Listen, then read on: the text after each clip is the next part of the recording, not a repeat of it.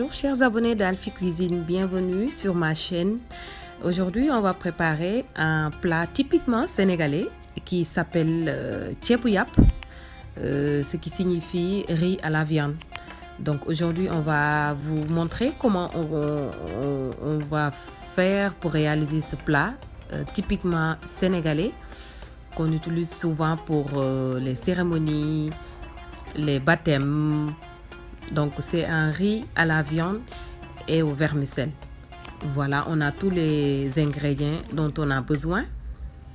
Voilà, ce qu'on va faire, c'est de mettre un peu d'huile au fond de la marmite, y mettre la viande d'agneau. On a utilisé de la viande d'agneau pour avoir beaucoup plus de goût, mais vous pouvez réaliser cette même recette avec de la viande de bœuf, ça le fait facilement, ou avec même du poulet. Voilà, et là on va mélanger, on va mixer les oignons, l'ail, le piment, la coriandre, le gingembre et les feuilles de laurier pour obtenir un mélange qui va faire épaissir la sauce. Donc ce qu'on va faire, c'est qu'on va bien saisir la viande avec quelques feuilles de laurier, ce qui apporte beaucoup de goût au ceebu yàpp. Et on va faire saisir la viande, on va laisser dorer, mais vraiment on va laisser dorer la viande, laisser faire libérer les sucres de la viande. Là on va venir ajouter un peu de thym, un peu de romarin et les feuilles de laurier qu'on a mis préalablement. Et là on va laisser mijoter quelques minutes, 2 à 3 minutes, avant d'y rajouter du poivre, du curcuma, de la sauce soja, de la sauce huître, pour apporter vraiment quelque chose de doré. Parce que le but c'est d'avoir un riz très parfumé et très joli en couleur.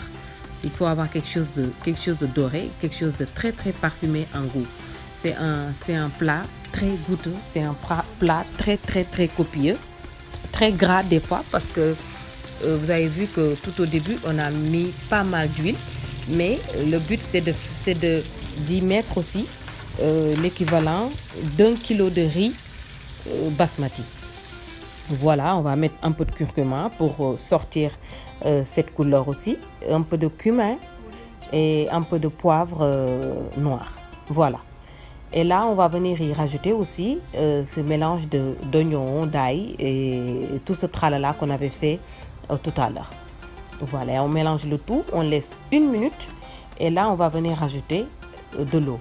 1 litre à 1,5 litre d'eau tiède ou de l'eau normale.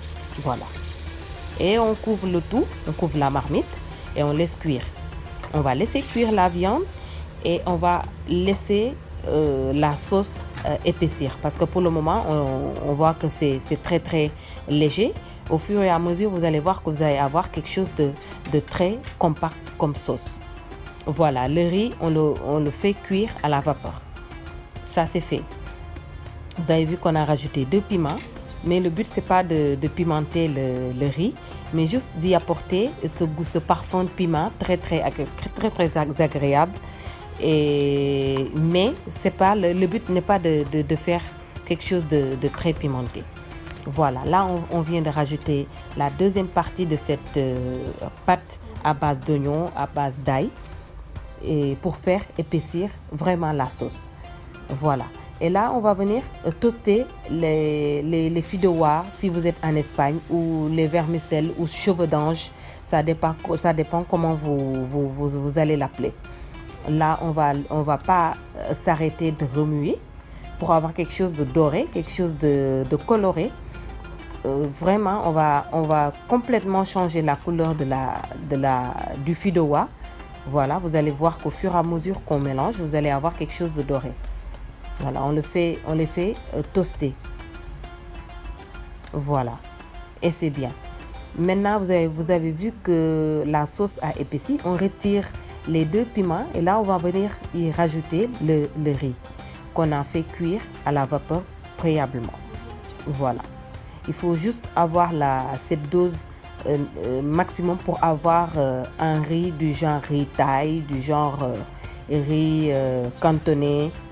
Voilà.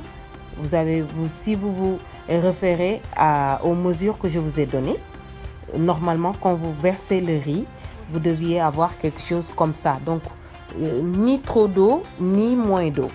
Voilà. Et là, on vient aussi rajouter les fidowa qu'on a toastés tout à l'heure. On va fermer encore. On couvre le tout. Voilà. Et on laisse cuire pendant 20 minutes. Au bout de 20 minutes, on va venir retourner le riz et les vermicelles. Les vermicelles, j'ai dit tantôt, cheveux d'ange ou fidowa. Voilà. Et là, on va mélanger le tout. On couvre à nouveau. Et on va laisser cuire encore une dizaine à une vingtaine de minutes. Disons 20 minutes encore. Pour avoir quelque chose, un riz bien cuit. Voilà. Voilà. Et là, vous pouvez vraiment l'apercevoir qu'on a quelque chose de doré, quelque chose de goûteux, quelque chose de très, très, très parfumé et très bon. Voilà. Et à la fin, on va déguster avec quelques tomates cerises, quelques maïs, un peu de concombre et un peu de tomates qu'on a découpé en cubes. Voilà pour le riz à la viande. Merci beaucoup.